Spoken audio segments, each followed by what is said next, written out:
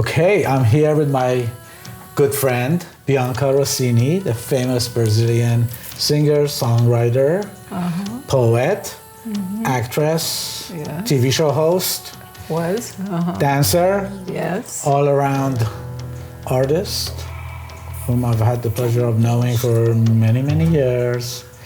And we've invited her here today to hear her poetic reaction to the poems. It's called Rumi's Rebirth.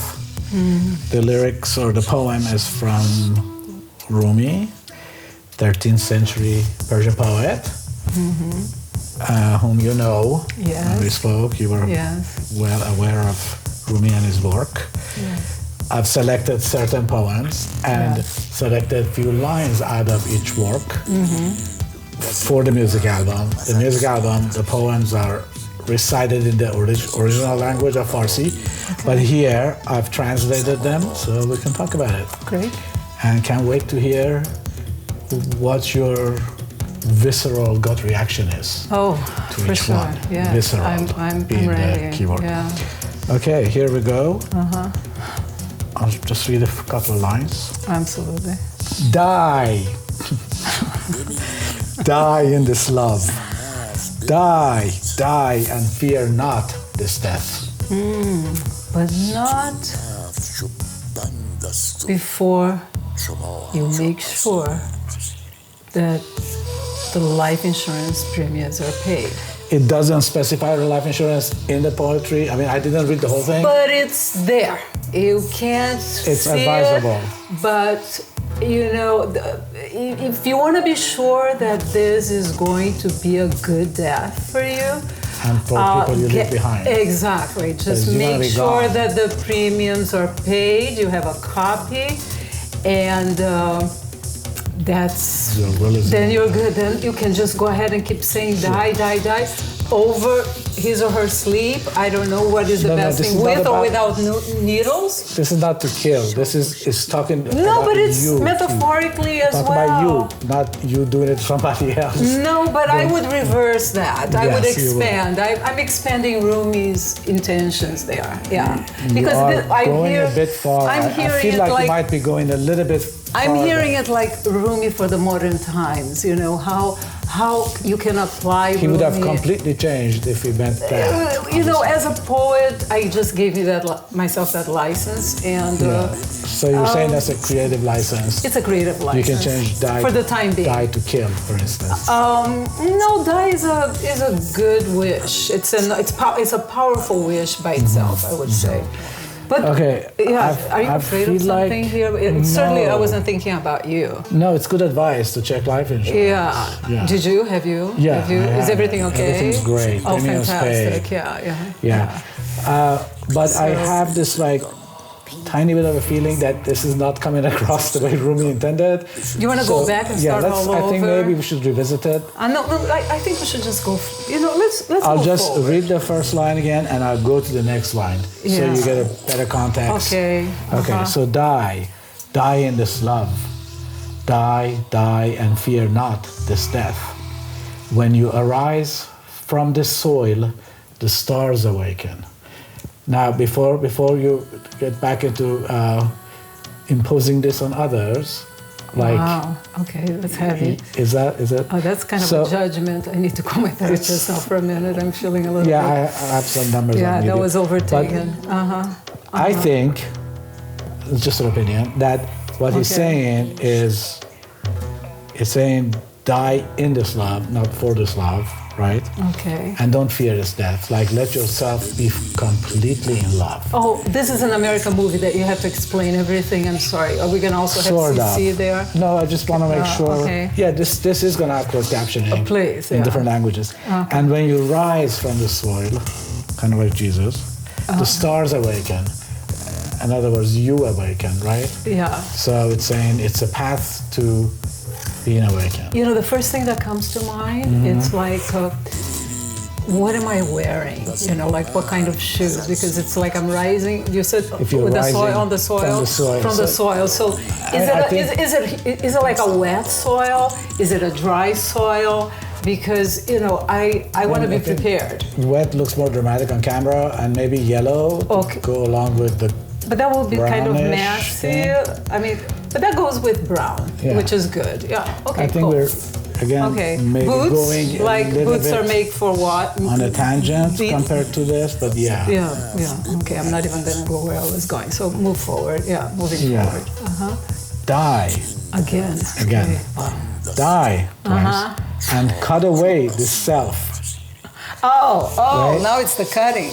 Cut away the self, or do away with the self, with your, no, you're sense going to of self. explain. Okay, I'm going to explain. The self, here's the explanation. The self is a shackle, and you're enslaved. Listen. What are you hearing when you hear you're enslaved by the self? Yeah, it's this constant voice of, don't have that ice cream. And I want to have the ice cream. But the voice is saying, don't have. Right? You're not going to explain my. I'm getting clarification. No, because we want everybody to have their personal life. Exactly. So I'm going to have to come up with another metaphor because I already forgot about that one. Where was I going? Yeah, but it's already. Do you does it have make ice point? cream? No, but the voice is always saying, have that ice cream. And then when I have the ice cream, it's not a good result. So I lost my point. It's a good feeling. For 5 seconds, or maybe 3. And then guilt sets in? How many seconds do you get usually of that special feeling? Is it goes beyond 3 seconds? Or ice cream? Yeah. I do frozen yogurt, so it's completely different. Oh, yeah. It's not a little the same. acidic, yeah. It's, and I don't really like it, so I don't do it. How many calories compared to the ice cream with the I would yogurt? imagine a lot less. Yeah, good. So going back to the poem. Yeah, I'm lactose intolerant. So we don't do ice cream. So I totally relate. I understand. When I do it, I pay a huge price. So right. So those are, the shackles are heavy duty, and don't do it. My shackles just don't do it. Lactose is my shackles. Exactly. I totally get it. Yeah, gluten, lactose, and the list goes on. Okay. Moving on. Raise an axe to this prison's wall. I said machete before. That was the last song. Okay, so as long as you're destroying something. A lot of tools of destruction. In every song we destroy. Last one was tear down this house. Yeah. This time is take an axe to the prison's wall. Okay. Destroy the prison of yourself. Okay. With an axe. It's going to be a lot of noise because it's metal on metal. I mean, it could turn into a great rock song. My new album, I've Been Alone, I have 2 rock songs, and one of them I've heard them. Yeah, did you like it? Lovely, yes, I did like it. I called you when I heard that song, remember? That was great. I was shocked because I was so used to you doing this lovely bossa nova, very refined bossa nova numbers, and then here's like this badass rock song. And I'm like, what? So it's, and it's like the song that I wrote, it's like we made a promise. We made a promise to be together, to cross the rivers, storm and all, no matter, and it goes on. So even with the shackles, just breaking the shackles to be together, because we made a promise. So it's something like that. Just get the axe and stop this thing. But did you have an axe in your song?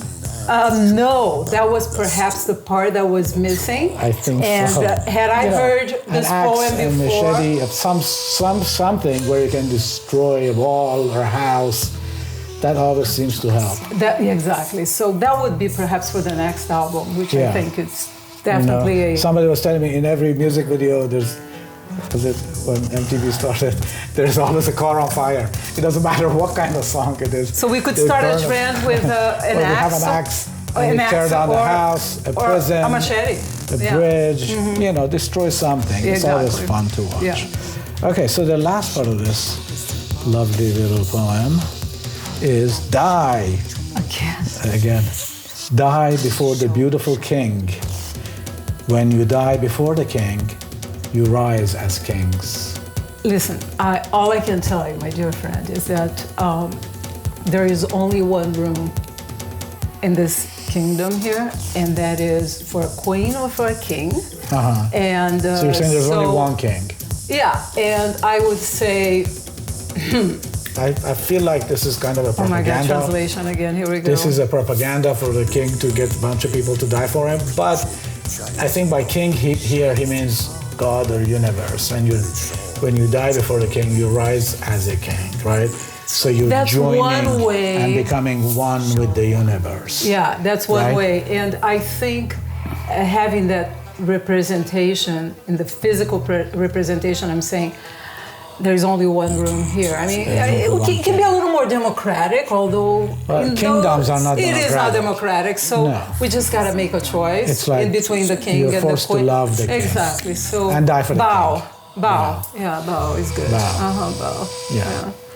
Okay, so I think we have a pretty good grasp. I think of the things that truly matter in this I think this makes it super clear about what Rumi actually meant. And if you have any questions, please send us. If you didn't know now, you can be considered an expert in this. Because now you know exactly what it means when he wrote this poem. And I hope it inspires people to listen to Rumi in various So that's the whole thing. You know, one of the things when I was pitching Mr. Sayazadeh, the guy Netflix. The person who recites this, right, the Rumi scholar, and he's like, why are you doing this project? Like, what's your motivation behind this project? I've always loved Persian poets, especially Rumi, Khayyam, and so I've always done spoken word. The answer I gave him, which I think I came up with right at the time, was to introduce Rumi's poetry to new audiences. And if you keep playing it with the old violin and santur arranged like my parents and grandparents used to listen to, you would just attract those audiences. And to attract new audiences, you need to package it up differently in something that they're used to listening to. And that's the answer I gave him. I'm like, hey, that sounded pretty good. And it is sounding beautiful because I even hear sort of a Brazilian influence, perhaps. Not intended, but it's there. Yeah, definitely not intentional. Not intentional. But next song. Yeah. Next song. It's beautiful. It's just a great match, and I love it, and I want to dance, and and you should, and that's what you're gonna do. Yeah. You're gonna get up. I've seen you dance. You're all over social media, doing your amazing dances. Yes. There is actually one of these songs. Oh my God! I just had this idea. So on one of these songs, there is it's actually Butterfly, the one we just talked about before this. Sufis have this dervish-style spinning spiral dance. Beautiful. That's the dance that we have in the music video of Butterfly, and I think we could do a little, just like a 13-second, while I'm still dervishing around but not around the light, because I certainly don't want to be the moth. No. There is actually, in the video, there's one scene where, a character, her city or village is bombed and it's on fire, and she's running out, and then in her dreams, she's dancing with her skirt on fire. The edge of her skirt is we could definitely get so if I can get you to wear a big enough skirt. No, the people that do the fire department? No, a stunt woman. A stunt woman, and then she will go there, and then I'll keep doing the devilish thing, and then boom. So we'll show the stunt woman, and then when we cut in, will be your face. Exactly. Okay. Yeah, hopefully alive. We'll do our best. We'll do our best. Yeah. Amazing.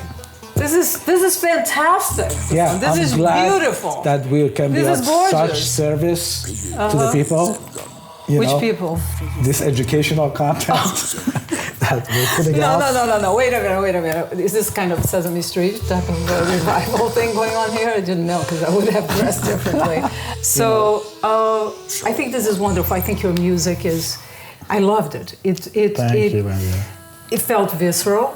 It felt like I want to dance, I want to move, and I think it comes from the heart. I don't really. And who's saying the word? Wait, is that you? Who is the artist? This is Mr. Mehdi Sayazadeh. He's written 7 or 8 books about Rumi's work. He's a Rumi scholar, has been. He teaches Rumi poetry to this day. So he has this amazing deep voice. Gorgeous, gorgeous. And when I met him, it was at the wedding party in Cabo. Oh, of all places. And he was marrying the couple. And he was also the grandfather of the bride. Okay. He was marrying the couple, and I hear this raspy voice on the microphone, and I'm like, I want him. Yes. And so I approached him, I spoke to him, and I said, hey, what do you think? I had done a song like this with my uncle, who unfortunately passed away. My uncle was also in his 80s, also a poet and musician and artist. I approached him then. I don't know if he took it all that seriously or whatever, but coming from time you, of went course by. it did. No, nobody takes me seriously. Okay. So, I came back, I worked on a bunch of songs, and then I saw him again, and I went to him again. I'm like, hey, remember me? I talked to you about reciting Rumi poetry, and so we started to talk more, and I kind of told him, and I played the song that I made with my uncle, and I think that kind of cinched it. Yeah. Because you show it is better than saying it, right? And so he came into the studio, and we started recording, and that was how it started. And he's an amazing guy. I'm gonna bring him back here for a video if I can get him to climb the stairs. Fantastic. It's gonna be great. Yeah. That's why he brings so much weight, and the way he reads it, recites it, is just it's part decades of of the music. experience. It's part of the music. It's like another note. Yeah. It adds another note to your music. It adds another deep dimension. Yeah. And so I really it's like a melody voice. that comes together, not just with the words being the lyrics, but the timbre, the tone of his voice. Yeah. It adds another dimension to your notes, and that is a gorgeous combination. And the female voice that you hear of a female reciting Rumi's poetry is his daughter. He's been teaching her about Rumi poetry for decades, and she has an amazing voice herself. And what's her name? Her name is Nazi. Okay, Nazi. Yeah, Nazi. And so name. Nazi is also an expert in Rumi poetry. She's been, studying it for years. The two of them came here, and so I had a chance to put the father and daughter in the same album, reciting Rumi poetry. So that's the biggest passion of their life is Rumi. Oh, that's why. It shows through. It comes through. Yeah. It really comes through. Yeah. That there is. I think they both have you do beautiful feel that voices, love and and they that did a great passion. job on this. This is great. Yeah. This is great. Thank you so much for having me you here. for coming here and shedding some light on this poetry. Anytime. Yes. Anytime. Lovely having you. Thank you, Susan. And it's always so much fun, and It's always so much I love fun being with with you.